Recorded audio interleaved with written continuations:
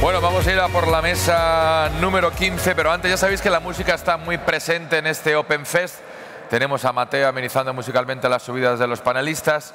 Tenemos a Miguel Lara en los interludios con el violín eléctrico. Bueno, esta noche, para los que no lo sepáis, tenemos un concierto después del cóctel. Es decir, cóctel a las 8:15, estupendo cóctel, y a las 10 el grupo Picocos, ¿correcto?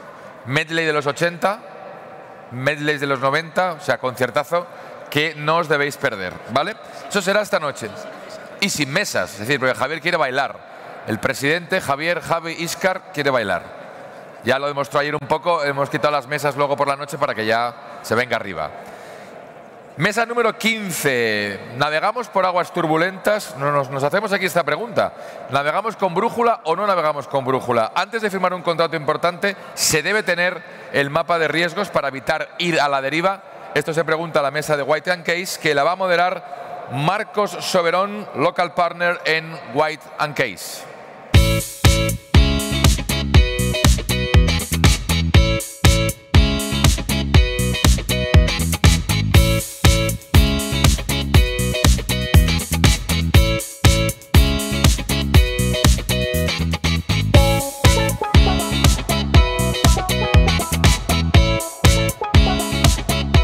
Buenos días a todos. La verdad es que estamos encantados de estar aquí en esta mesa de White & Case en un evento tan especial como el 10º aniversario del Open de arbitraje. Planteamos para ello un panel que al menos personalmente me parece muy interesante y que tengo muchas ganas de escuchar a mis panelistas y que además responde a una idea que nos han planteado nuestros clientes. El objetivo es dar un paso más allá a la mera resolución de las disputas y tratar de entrar en un terreno más de la prevención, la anticipación y la identificación de los riesgos que esperamos encontrarnos en los próximos años en el ámbito arbitral. Para ello, nuestro enfoque consiste en desarrollar lo que llamamos un mapa de riesgos. Y este mapa tendría dos facetas. Por un lado, un compromiso por nuestro lado de estar al tanto de lo que está ocurriendo, identificar todo lo que ocurre en el mercado y poder utilizarlo como ser los nexos de unión con nuestros clientes para mantenerlos informados. Y por otro, la parte más práctica y quizás más interesante, la de definir cuáles son las mejores prácticas que pueden ayudar, llegado el momento del litigio o del arbitraje, estar bien preparados y poder dar una respuesta adecuada. Así que sin mucho más preámbulo, entramos en harina y dirijo la primera pregunta a mi socia Silvia, que desde su amplia perspectiva sobre el mundo arbitral quizás nos puedes dar unas primeras pinceladas de cuáles son esas tendencias o los tipos de disputas que nos podemos encontrar en los próximos años en el ámbito del arbitraje. Con mucho gusto. Y de paso me siento una celebridad hablando acá en este escenario. No voy a ser muy original en pensar en tendencias desde dos puntos de vista, sectores y tipos de disputas. Y en cuanto a los sectores, creo que es ya una realidad que va a seguir siendo más inminente, que es los temas de sostenibilidad, que siguen, las disputas siempre siguen el dinero y las inversiones. Las inversiones están obviamente siendo bastante enfocadas en sectores o tecnologías como el hidrógeno, con lo cual veremos ahí también más disputas. También en minerales críticos, en particular el litio, que como lo concibo en términos de riesgo para retomar el tema del panel, es una especie de nuevo petróleo en cuanto a un elemento crítico para la economía que genera obviamente un gran interés en él, tanto del sector privado pero como también de los gobiernos con los riesgos que ello conlleva. Y seguirán también las disputas en los proyectos renovables. Y creo que un poco aprendiendo del pasado, temas que podremos ver con respecto a tecnologías como las del hidrógeno serán similares a los que vimos y seguimos viendo en temas de renovables. Entonces, para aquellos clientes que se están enfocando en nuevas tecnologías con los riesgos intrínsecos a ellas y los incentivos que muchos gobiernos están dando al desarrollo de esos proyectos, pues podrán preguntarles a sus colegas que han estado desarrollando proyectos renovables, sea en este continente o del otro lado del océano, en cuanto a la durabilidad y sustentabilidad de esos incentivos a lo largo de proyectos de gran envergadura y a largo plazo. Tecnología creo que es otro sector obviamente que crece con la economía y donde, si bien es un sector que no ha sido tradicionalmente muy afín al arbitraje internacional, por varias razones, creo que dada la delocalización de los assets involucrados en ese sector, creo que vamos a ver una mayor presencia en el mercado de arbitraje. Y finalmente, relacionado con ambos, creo, el sector infraestructura, que tenemos acá muy bien representado en el panel, ya sea por las carreteras que se amplían o desarrollan para, por ejemplo, los proyectos de litio o incluso data centers en el sentido más amplio de la definición de infraestructura, pues ahí también veremos más disputas. Y eso en temas de sectores. En cuanto a tipos, creo que vamos a ver un poco una convergencia entre lo que tradicionalmente se concebían como tres tipos de arbitrajes distintos, como construcción, comercial e inversión, por varias razones. Y creo que lo más evidente va a ser en el caso de arbitraje de inversión puro, en el sentido de arbitraje bajo tratados y arbitraje comercial, donde justamente al haber el arbitraje de inversión un poco sufrido ciertas críticas y estar siendo reformado en este momento, el arbitraje comercial va a empezar a ser utilizado para dirimir disputas de arbitraje tradicionalmente bajo tratados. Entonces va a ser un poco un viaje al pasado, donde en un mundo donde había pocos tratados o eran poco utilizados y teníamos más bien cláusulas, incluso CIADI, en contratos, creo que vamos a ver ese mismo fenómeno nuevamente. Con lo cual, y lo mismo con arbitraje de construcción, ¿no? Va a haber más, una convergencia más importante, y no solo por la transformación del arbitraje de inversión, sino también por la transformación del arbitraje comercial. Y esto es una observación más que técnica, un poco sociológica, que es que, en mi opinión al menos, parte del motivo por el cual se ha dado toda esta reforma del arbitraje de inversión ha sido la publicidad de los laudos. Y a medida que los laudos comerciales hay un gran incentivo, incluso iniciativas por las principales instituciones para que sean públicos, pues yo creo que se van a empezar a dar ciertos fenómenos que veíamos en el arbitraje de inversión solo tradicionalmente, los vamos a empezar a ver en el arbitraje comercial también, y eso tiene que ver con la crítica desde el público, razonada o no razonada, los perfiles de los árbitros, y un poco una divulgación científica, si se quiere, más sistemática que lo que ocurría en el pasado. Entonces, me parece que tanto en los sectores como en los tipos de disputas vamos a ver esos cambios. Muchas gracias. Pues con este telón de fondo de, digamos, el mapeo de potenciales riesgos que nos podemos encontrar, que nos acaba de contar Silvia, pasaríamos a ver cuál es lo que nosotros denominamos medicina preventiva, ¿no? Y en este punto, te pregunto a ti, Ana, ¿cuál es el momento en el que empezáis a aplicar este tipo de medidas o en la que tomáis conocimiento de los proyectos que pueden estar sometidos a riesgos?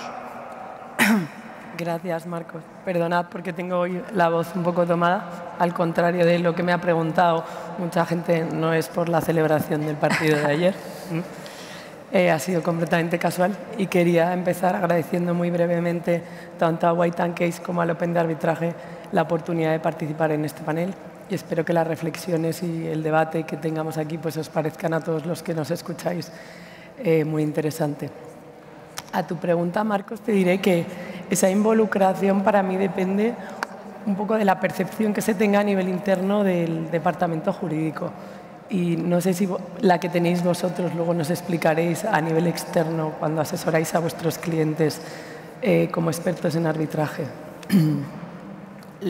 A lo que me refiero es, yo creo que antes se tenía una concepción de los departamentos jurídicos internos como más de un mero soporte al negocio, como ese actor que entra en escena cuando ya todas las decisiones están tomadas y para ponerle, por así decirlo, un lazo jurídico al proyecto, y al final un poco también era el stopper, el que ponía los problemas, ¿vale? Yo creo que eso es una tendencia que está desapareciendo.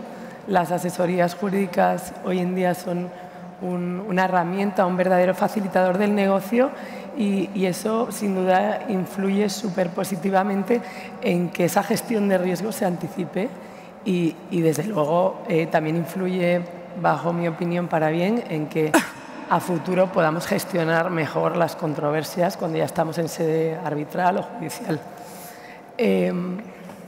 Tú me preguntas un poco esas medidas, ¿no? Yo pienso, ¿cuál es mi carta a los reyes, ¿no? de lo que pediría para poder hacer ese control, ese mapa de riesgos? En mi carta a los reyes siempre salen dos palabras, que son la prevención y la anticipación.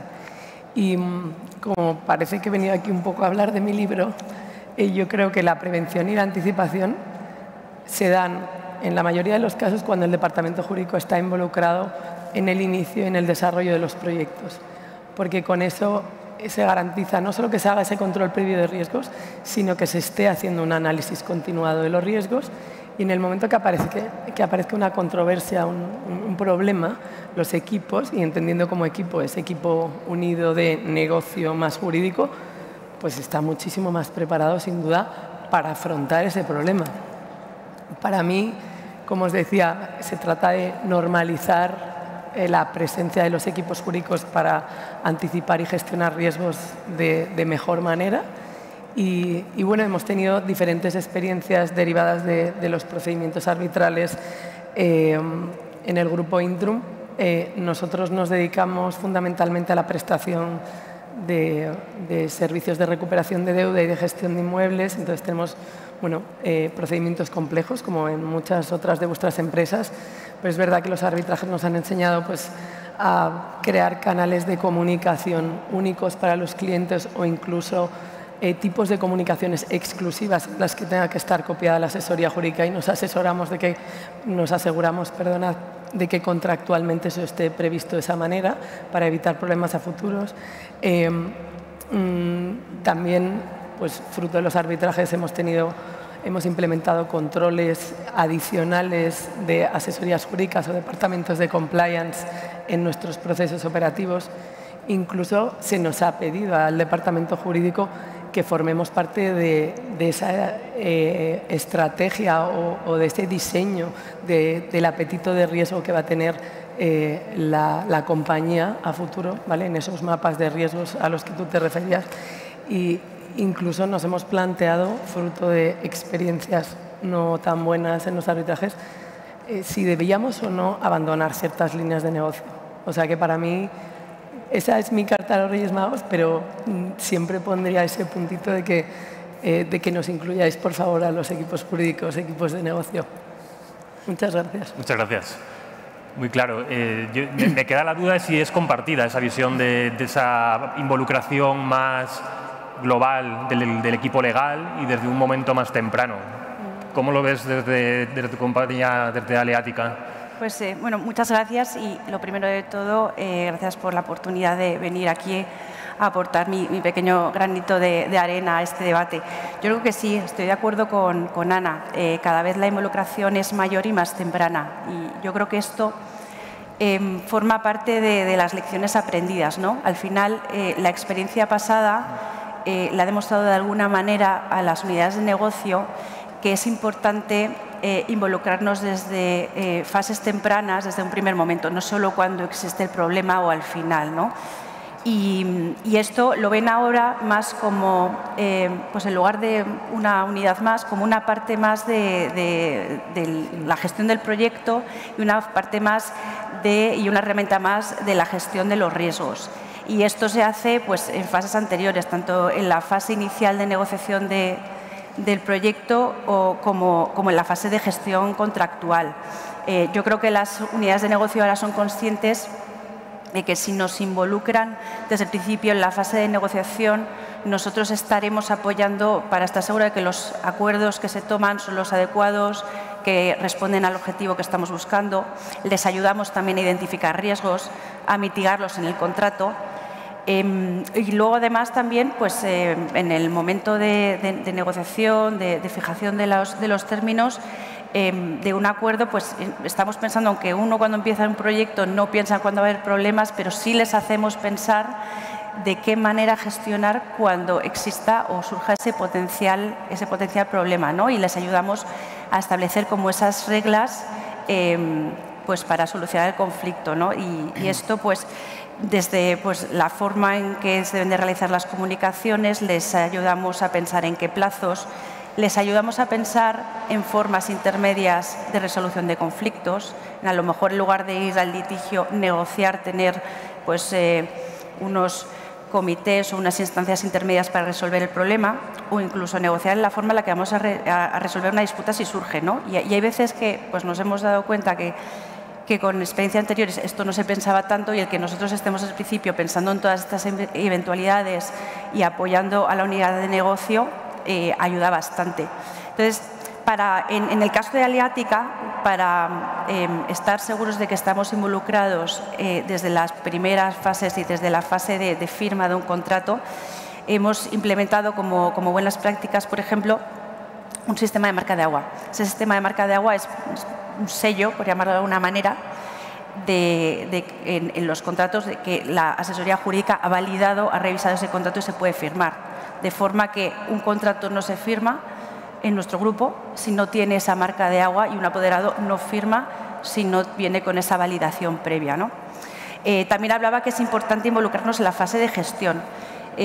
Nosotros hacemos mucha labor de concienciación, yo creo que comentaba también Ana antes, sobre lo importante es que nos involucren no ya cuando hay un problema, sino cuando hay un potencial problema, ¿no? Durante la fase de gestión del proyecto. Y ellos saben que nosotros les vamos a ayudar también a identificar y a prevenir esos riesgos, a evitar que la bola de nieve se haga grande o demasiado grande, ¿no?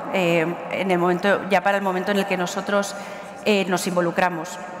Porque muchas veces la experiencia te dice que el litigio viene por un problema de gestión, ¿no? Entonces nosotros también ayudamos en esa gestión. Entonces yo diría un poco que la suma de las lecciones aprendidas y de esa experiencia pasada y la labor de concienciación que hacemos en la asesoría jurídica ha hecho que nosotros a día de hoy seamos realmente una herramienta, ¿no? Una herramienta más, que las unidades de negocio nos vean así y que cada vez entremos en fases más tempranas. Yo creo, por último, pues, por comentar mi caso personal, yo llevo un año en Aliática como directora de fusiones y adquisiciones, y la verdad es que puedo decir que el equipo de desarrollo de negocio me involucra desde el primer momento. Por supuesto, estoy en reuniones no jurídicas, en las reuniones desde el primer momento, y eso pues me hace tener una visión inicial y una visión global de los proyectos, ¿no? Y por lo tanto, pues una mayor facilidad y me ayuda a contribuir en la gestión de los riesgos de los problemas. Genial, pues me queda completamente claro que al menos en este panel tenemos esa involucración temprana de los jurídicos internos en esa parte de control, identificación y preparación ante los riesgos. A mí me gustaría saber también vuestra opinión como externos, o sea, ¿qué ventajas veis en que los jurídicos estén metidos desde el principio en el problema? Porque yo creo que para vosotros como externos es muy ventajoso, ¿no? Totalmente. Y además me encaja perfecto en lo que iba a preguntar, porque le iba a dirigir la pregunta a Silvia nuevamente para preguntarle cómo podemos nosotros sumar a ese componente de tener ya el abogado interno dentro del problema de los riesgos desde el despacho. ¿Cómo crees que podemos aportar en ese proceso y cómo utilizar esa parte que, respondiendo a Ana, nos parece muy útil y muy conveniente para una adecuada gestión de la controversia? La respuesta es totalmente. La respuesta un poco más larga es que tener esa especie de sociedad o asociación, digamos, con el abogado interno desde un comienzo, y cuando decimos desde un comienzo no es un mes antes de presentar una solicitud de arbitraje, sino incluso desde antes de que se considere seriamente o se empiece a implementar un potencial proyecto, ¿no?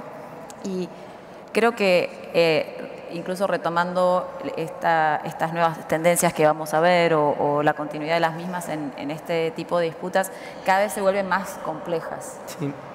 Y eso hace que ese modelo tradicional de gestión de disputas secuencial, donde el equipo de negocios solo llama al abogado interno cuando llega una demanda o cuando deben hacer una demanda. El abogado interno solo llama al externo cuando quedan semanas para presentarla. Está en extinción, ¿no? Y por una buena razón, porque justamente con esta complejización del tipo de disputas que manejamos, tenemos que tener una visión integral y estratégica de entrada. Entonces, creo que más y más esta alianza y cooperación con los clientes hace que nos volvamos más bien asesores estratégicos más que abogados de disputas, sí, entre comillas, solamente.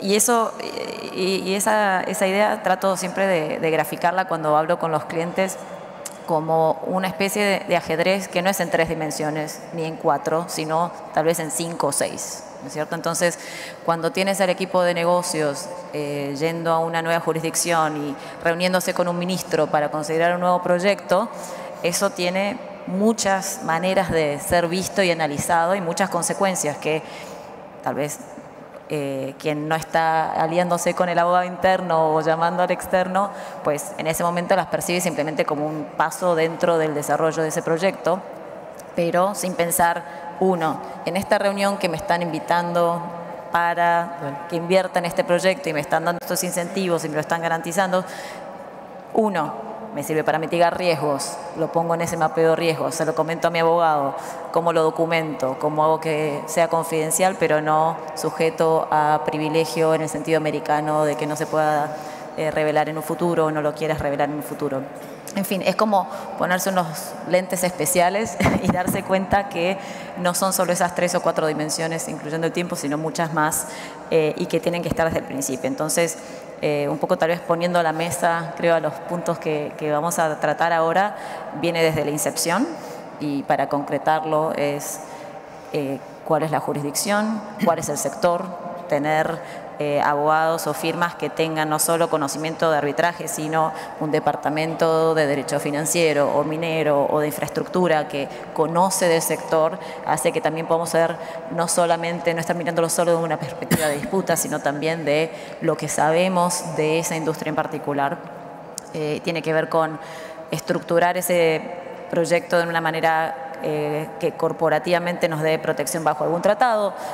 Volviendo a mi tema anterior, si no hay tratado, qué tipo de cláusulas incluir, cómo concatenar, sobre todo en los proyectos más tipo Greenfield, pensar cómo se concatenan. Tenemos un socio, qué cláusula de disputas tenemos allí, de construcción, con subcontratistas, con el gobierno y asegurarnos de que, de vuelta, estamos mirando todo el horizonte. Y esto no es, muchas veces cuando hablamos con clientes, a veces lo interpretan como preparándome para una disputa y no es el caso. Tomas todos estos pasos para no tener una disputa. El riesgo lo vas a tener seguro. Lo que puedes tratar de evitar es obviamente que se materialice y que tenga menos impacto, ¿no? Entonces, no es simplemente porque estemos tratando de tener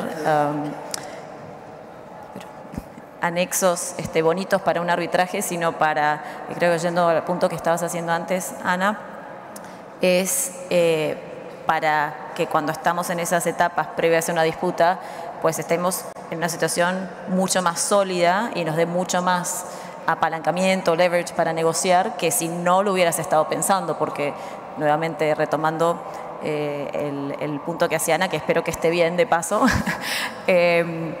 cuando está involucrado el abogado interno de entrada, todo eso se hace mucho más, de manera mucho más, sin solución de continuidad, ¿no? Y de manera mucho más natural. Entonces, desde la incepción, con la estructuración, con los tipos de resolución de disputa, el desarrollo mismo del proyecto, de vuelta estoy pensando en un hipotético proyecto de energía o de infraestructura, pero se aplica también a otros, pues son temas de construcción, temas entre socios. Y luego ya cuando estamos bien, estamos preocupadas, cuando ya estamos acercándonos al riesgo de una potencial disputa, ya habiendo considerado varios elementos, es mucho más fácil terminar de diseñar e implementar un plan. Uno, desde un punto de vista técnico, tal vez para Marcos y para mí, pero desde un punto de vista interno también, porque ya ha forjado una relación con el equipo que está desarrollando ese proyecto. Los que pueden ser potenciales testigos, ya conoces internamente cómo manejarlo si tienes tu propia relación, no en el medio de un arbitraje cuando les pides que hagan una declaración, sino de antes, ¿no? Y entonces creo que eso no solo es muy positivo desde un punto de vista técnico y en definitiva, lograr un acuerdo o un buen laudo, sino también, honestamente, desde un punto de vista humano, ¿no? Y es mucho más natural poder asociarse y lograr un buen objetivo siendo un verdadero equipo. Genial, pues yo creo que podemos pasar a una de estas medidas de la prevención y tiene que ver con lo que denominaríamos el control de las comunicaciones, que es un punto al que nosotros le prestamos siempre mucha atención y que siempre decimos que bueno, un mal burofax te puede hacer perder un caso. Desde el punto de vista contrario, un buen burofax puede mejorar tu posición de forma significativa o puede evitar directamente la controversia. Quería ver también, ¿cómo creéis que este mensaje, en este caso tú, por ejemplo, Ana, cómo se conciencia a vuestros equipos de la importancia no solo de mandar el burofax dedicado a una determinada controversia, sino cómo se controlan esas comunicaciones que pueden ser tan importantes más tarde en un escenario de disputa? Bueno, yo creo que existe concienciación sobre la importancia de las comunicaciones. Yo creo, antes mencionaba las experiencias pasadas, entre otras cosas por las experiencias pasadas, existe esa concienciación de que deben de controlarse, de que deben de ser adecuadas y de que deben involucrarnos a los asesores legales en algunos puntos en esas comunicaciones por la importancia y por lo que decías, que un mal burofax o un buen burofax puede ser de mucha ayuda. Sin embargo, esa concienciación diría que tiene distintos grados, ¿no? Al final, pues en compañías grandes como la nuestra, con distintas unidades de negocio, distintas jurisdicciones, distintas culturas, existe diferente grado de concienciación, ¿no? Y en eso también nosotros trabajamos bastante, trabajamos todo lo que podemos en reforzar ese mensaje. Así, más recientemente, por poner un ejemplo de iniciativas que estamos llevando a cabo, hemos puesto en marcha un workshop sobre construcción dirigido tanto a abogados como ingenieros dentro de la compañía. La construcción para nosotros, por el tipo de negocio que nos dedicamos, es fundamental y en él pues, hablamos de cosas pues, como son las comunicaciones, como son las gestiones de la gestión del contrato. Ponemos puntos de vista en común, traemos también expertos de fuera y traemos también a personas de dentro para que nos cuenten esa experiencia e intercambiemos un poco ese aprendizaje, ¿no?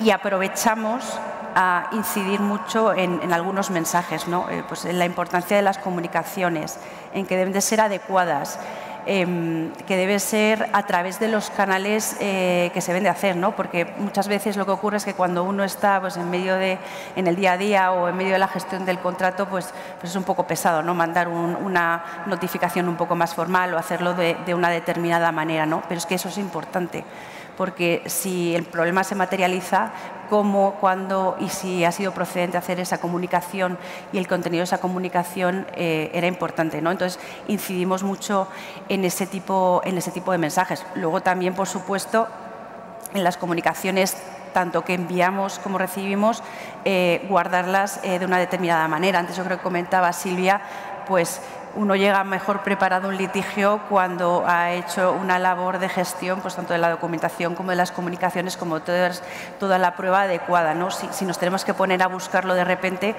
todo se complica muchísimo más. Más recientemente, incluso hemos hecho uso de algunas, o estamos haciendo uso de algunas nuevas tecnologías, ¿no? Porque los nuevos avances traen muchas cosas positivas, algunas negativas, pero también muchas positivas como nuevos softwares y de hecho en algunos contratos ahora mismo lo que estamos haciendo es acordar con nuestras contrapartes realizar las comunicaciones siempre a través de un software. Es decir, cualquier comunicación relativa al contrato se debe hacer siempre a través de ese software y esto tiene muchas ventajas. Evidentemente la primera, que existe este canal único de comunicación. Además, las comunicaciones se canalizan de la manera muy adecuada. Por ejemplo, pone en contacto la notificación de calidad de una parte, va al área de calidad de la otra parte, el área de construcción al área de construcción. Y luego, por supuesto, pues, se queda un seguimiento, ¿no?, de todas estas comunicaciones, no en papel, no se pierde nada, que es otro de los problemas cuando uno intenta rebuscar cuando surge el potencial litigio y sin embargo, pues todo esto, gracias a la ayuda de las nuevas tecnologías, ahora queda registrado. Muchas gracias. El siguiente punto que iba a plantear es cuando ya hemos identificado un riesgo de controversia. Por ejemplo, hablando de comunicaciones, recibimos una carta de una parte amenazando con un tipo de acciones o incluso internamente identificáis que en un proyecto ha pasado algo y puede haber una controversia de modo inminente. Te voy a preguntar a ti, Ana, si te lo permite la voz, ¿cuáles son las medidas prioritarias que adoptáis en ese momento en el que ya, digamos, escalamos un punto y el riesgo de disputa ya es más inmediato o más cierto? En nuestro caso, desde el Departamento Jurídico, cuando ya percibimos que se va a materializar, o sea, que hay un riesgo muy alto de que se materialice esa controversia, y normalmente a lo mejor no tenemos el conocimiento suficiente porque no hemos estado tan cerca de los hechos. Yo creo que las medidas que adoptamos se dirigen fundamentalmente a cubrir la preocupación en ciertas áreas, ¿vale? La primera, sin duda, es el aislamiento y la preservación de la información. Cobra especial importancia, pues, como decíais vosotros, para, oye, si esto finalmente se convierte en una disputa arbitral, pues necesitamos tener todo el conocimiento lo más profundo posible de lo que ha sucedido, que no haya fugas de información, sistematizarla y ordenarla en la medida de lo posible, ¿vale? Muchas veces, además, también tenemos que insistir en el mensaje de que necesitamos conocer a los equipos pues, que estén involucrados en la disputa, que necesitamos conocer tanto los hechos positivos como los negativos. Y nos toca un poco trasladar ese mensaje de que no estamos tratando de depurar ninguna responsabilidad en la compañía, sino que lo que necesitamos es tener ese conocimiento profundo que decía para poder saber cuál es la posición de la compañía y muchas veces porque cuando surgen las disputas, las controversias, pues tenemos departamentos financieros que se dirigen a nosotros un poco para inclinar la balanza y estimar riesgos. Para eso, para nosotros es fundamental conocer todos los hechos que rodean a la controversia. También lo hablábamos antes con Silvia, para que no nos salga nada luego cuando estemos en mitad del procedimiento que nos vaya a perjudicar. La segunda también tiene que ver con lo que decían anteriormente, que bueno, nosotros queremos tener un control férreo de las comunicaciones.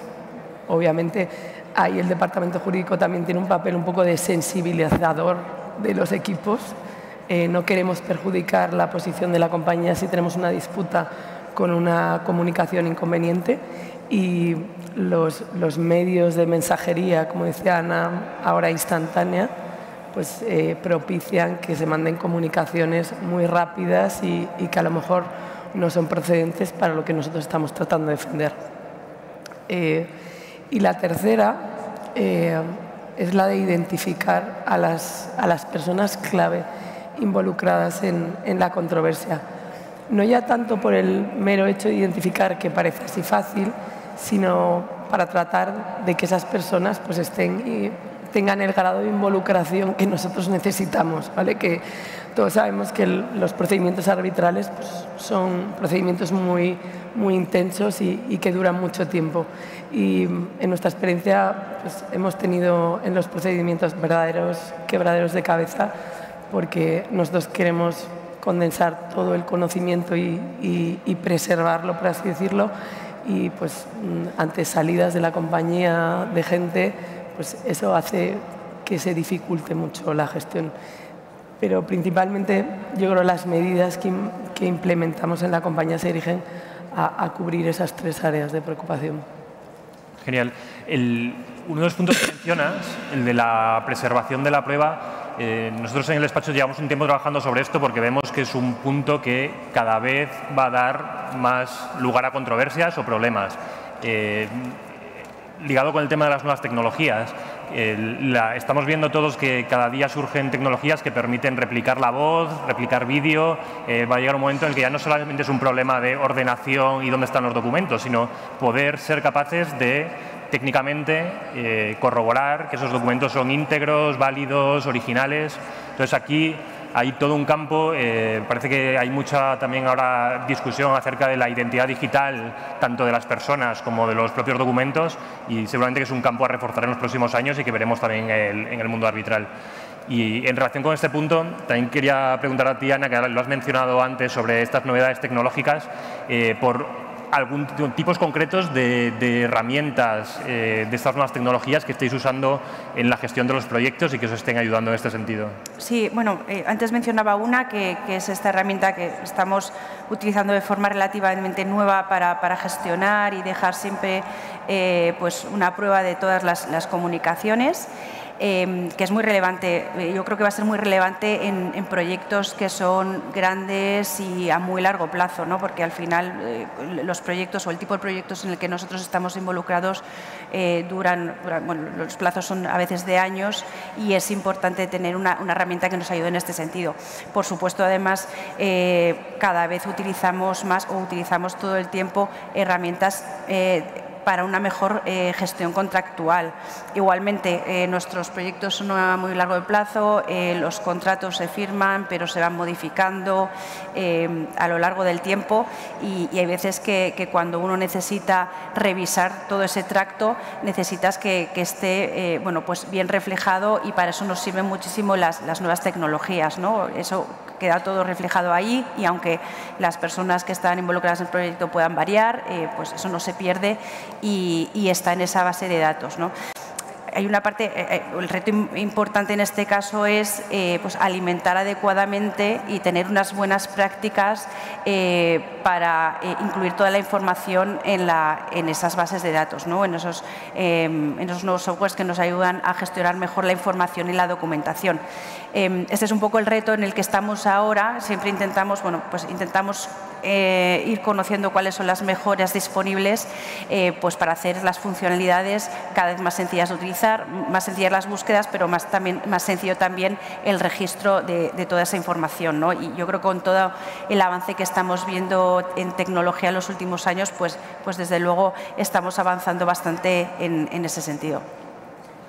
Mencionas ahí varias herramientas de nuevas tecnologías que es verdad que estamos viendo que ya están en aplicación, sobre todo en cuanto al archivo, gestión, ordenación, búsqueda de documentos. Te voy a dirigir la pregunta a ti, Ana, que sé que te gustan también estos temas. Y hay otro campo que no sé si lo tocáis dentro de estas aplicaciones. Te voy a preguntar por otras aplicaciones que uséis y no sé si tenéis alguna pequeña aventura en tecnología más de, digamos, en la parte de intelectual, de buscar, refinar esas búsquedas con contenido, digamos, o cómo lo ves tú. ¿Qué tipo de herramientas estáis usando? También durante la preparación de la mesa que hemos también compartido experiencias y con Ana que bueno, que nuestra vivencia es pues bastante similar como in-house, sí que hablamos de herramientas tecnológicas que a nosotros nos ayudan mucho en el día a día, ¿vale? Nosotros, por ejemplo, tenemos una herramienta bastante, gestionamos muchos poderes porque tenemos muchos clientes que nos subapoderan y pues esa herramienta nos ayuda mucho en el día a día de gestiones pues, que son, por así decirlo, más mecánicas, ¿no? o más repetitivas, tratando de eficientar ese tipo de tareas y centrar al equipo en lo que realmente creemos que un abogado aporta valor añadido, ¿vale? O también tenemos herramientas pues, que miden más la productividad de nuestros equipos para poder pues, hacer una mejor distribución de recursos y dar, bueno, como siempre, pues, un mejor apoyo al resto de áreas que requieren de nuestro servicio. Y no he tenido esa experiencia, pero estoy deseando tenerla, y sobre todo por experiencias pasadas que hemos pasado en arbitrajes. Pues, por ejemplo, es música para nuestros oídos, yo creo, ese tipo de tecnología GPT que pueda aplicar a búsqueda en grandes volúmenes de documentación, que ya perciba intencionalidades y que simplifique muchísimo preparación de pruebas, por ejemplo, o la mera búsqueda que hacemos tanto los equipos internos como los externos cuando nos asesoráis, no tener que estar perdido entre grandes cantidades de documentos y, sobre todo, lo que espero al utilizarla es que esa tecnología me ofrezca fiabilidad y certeza, ¿vale? Porque es lo que realmente va a aportar mucho al procedimiento y a que los abogados pues, realmente tengamos una eficiencia, que esto también nos lo dice mucho a los internos, ¿no? Porque siempre estamos ahí constreñidos por nuestros presupuestos,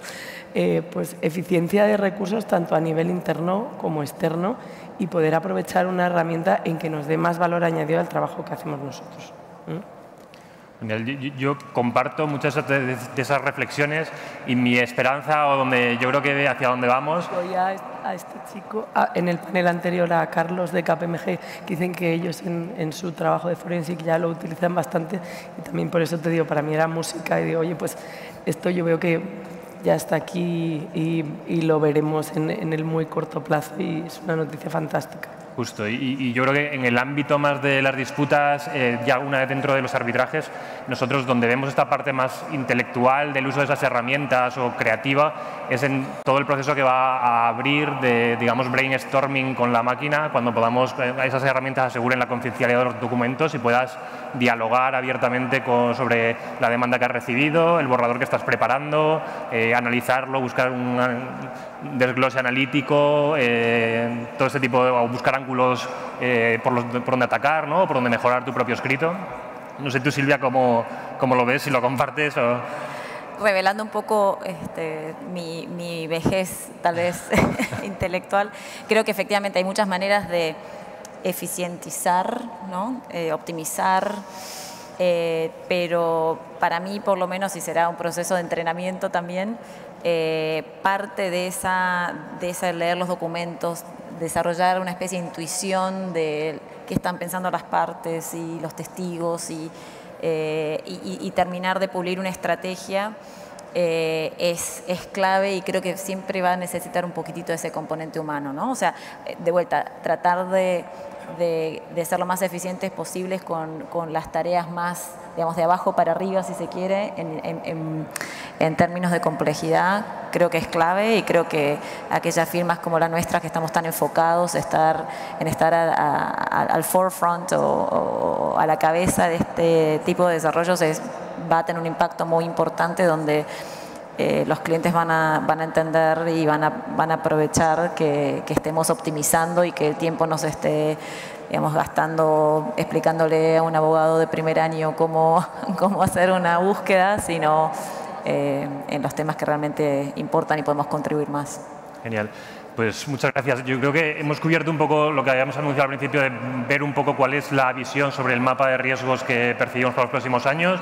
Hemos visto algunas herramientas o prácticas de mejora que nos gustaría empezar a afinar y realmente nuestro proceso es dialogar con vosotros, nuestros clientes, con nuestros compañeros, para desarrollar ese proceso y que esto sea algo vivo. O sea, que también os invitamos, en cualquier momento queréis hacernos llegar comentarios o queréis uniros a cualquiera de las sesiones que organizamos internamente, estaremos encantados de intercambiar ideas.